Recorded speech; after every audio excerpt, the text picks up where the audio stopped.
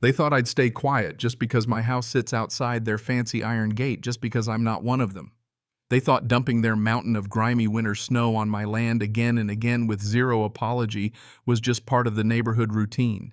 50 tons of crusted, salty, tire-greased ice sliding down onto my property, crushing the shed I built with my own damn hands. And for a moment, I'll admit, I stared at that mess and wondered if it was even worth fighting. But here's the thing they never understood, folks like me. I don't erase boundaries. I don't forget trespass. And I sure as hell don't let bullies hide behind bylaw gobbledygook. So I took every pound of their snow and built something they couldn't ignore, a 7-foot wall, legal, frozen, and solid as a promise. When they screamed from behind it, begging for mercy, all I did was watch that wall melt, because justice, like snow, always finds its level. I've called this patch of earth home for 11 years. It's not a mansion, more like 2 scruffy acres just beyond the Sterling Pines Estate's gates. Close enough to feel the chill of their HOA rules ripple out, but far enough I used to think I'd be free of their reach. No covenants, no HOA dues, no letters nitpicking my paint colors or how tall my grass grows. After 2 decades in the military following orders, living under someone else's timetable, I picked this spot because I craved one thing: freedom.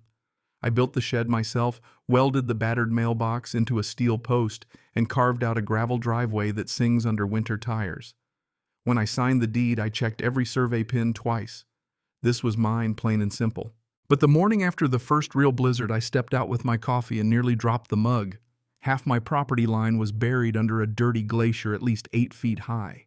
This wasn't fresh powder. It was dense, salted ice, gritty with road muck, like the city had just dumped their street plows on me and called it a day. Tracks cut straight across my lot, big groove treads from a dump truck or skid steer crossed the boundary like it wasn't even there. No note, no apology. Just a mountain of HOA refuse now calling my place home. I just stood there, cold wind biting through my jacket, the whole violation settling in my chest like lead. Then I heard it, the beep, beep, beep of a plow's backup alarm across the road. Directly opposite my driveway, Sterling Pines Estates. I'd had minor run-ins with them before, snippy flyers about noise when I fired up my chainsaw at dawn, passive-aggressive reminders about property lines. But this wasn't some neighborly squabble. This was trespassing. This was damage. I measured the heap 10 feet inside my boundary, unmistakable. They hadn't just let overflow trickle onto my land. They'd driven their plows across the county road past my markers and dumped their community's burden right onto my property. I sent a polite factual email to Karen Delaney, the queen bee of the HOA. Attached the photos, the GPS logs, asked for immediate removal and assurance it wouldn't happen again. Didn't expect much. Karen's reply landed in my inbox 2 hours later. I remember her exact words. Due to limited public disposal options and ongoing emergency clearance, some redistribution of wintry accumulation may extend beyond HOA boundaries. We appreciate your understanding during this severe weather event. Redistribution, like dumping tons of polluted ice on my land, was an act of charity. It wasn't about the snow. It was about ownership boundaries and respect. I knew right then, let this slide and I'd be buried under their problems every winter. So I started a folder on my desktop, Sterling Pines Winter Violations. I logged every detail. Next morning, I drove into town, picked up bright red fiberglass stakes, a spool of yellow caution tape, the construction-grade stuff impossible to miss. Back home, I hammered those stakes all along my boundary, tied off the tape so it snapped in the wind like a row of angry flags. From a distance, my place looked like a crime scene, and it was. What they'd done went way beyond neighborly overstep. This is mine. Stay out. That's what those markers said. Not long after the HOA's blue Ford pickup rolled by, Cole Mason behind the wheel, clipboard, scowl everything but a sheriff's badge, just stared me down, no greeting, before peeling off.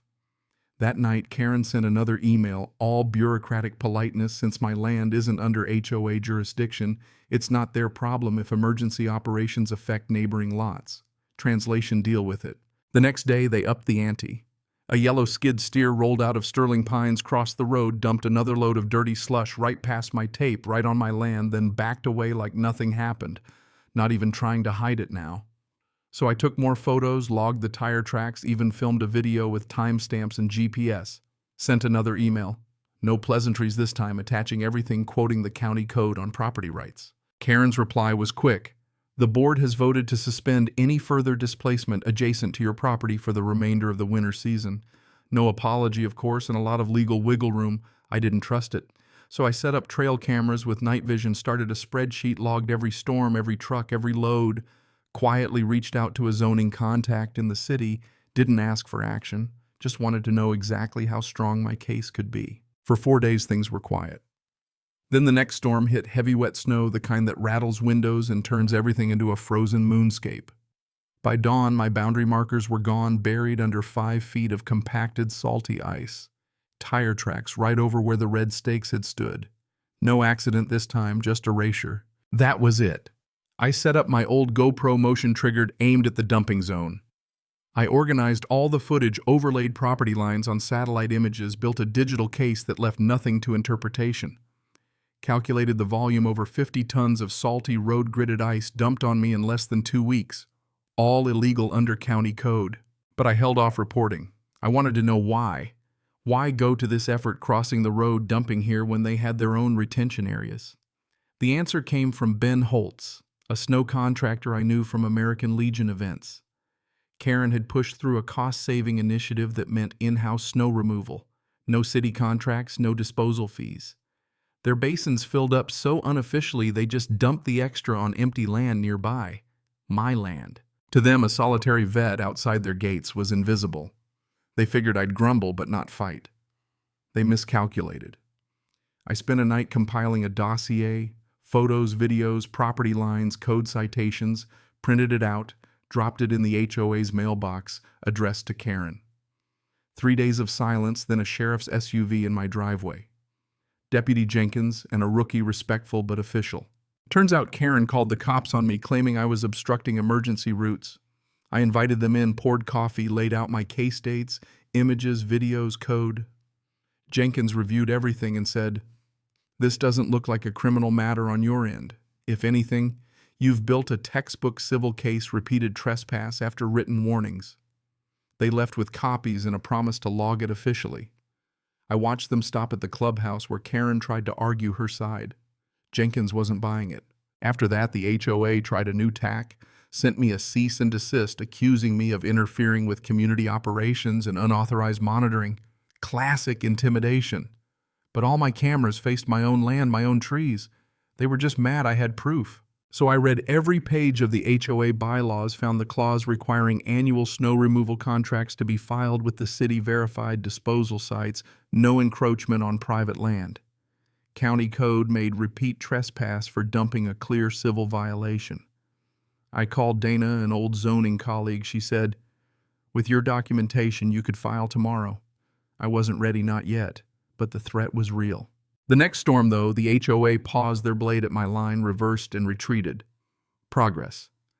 But I mailed a certified letter to the clubhouse, bullet point summary of violations, high-res maps, statute printouts, a final warning, any more dumping, and I'd report it to the city, demand damages. That weekend, a landscaping crew showed up, not city trucks, just private workers in Sterling Pines vests.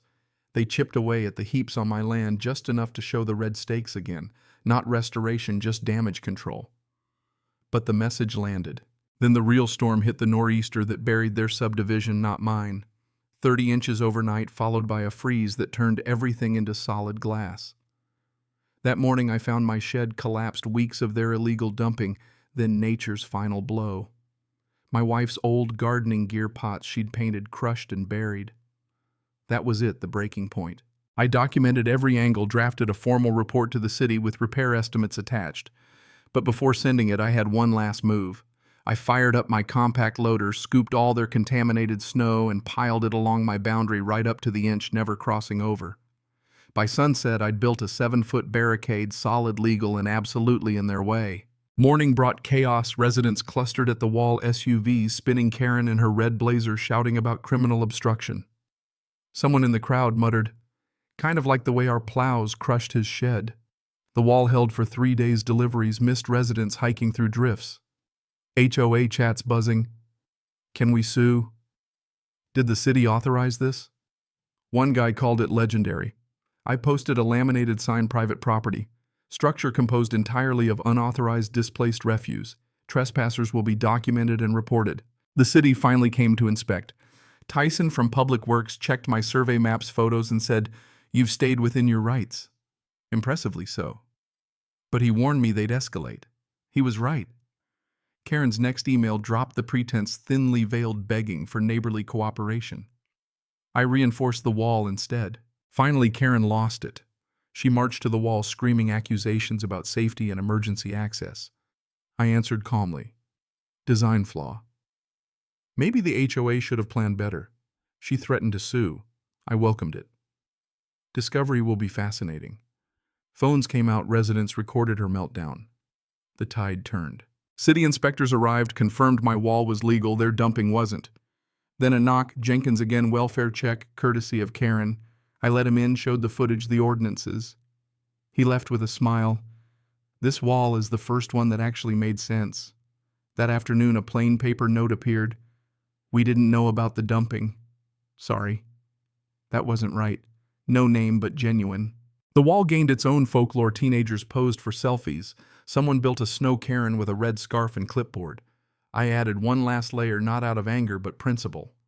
The law, the neighbors, even the weather itself stood on my side now. Karen was out of moves.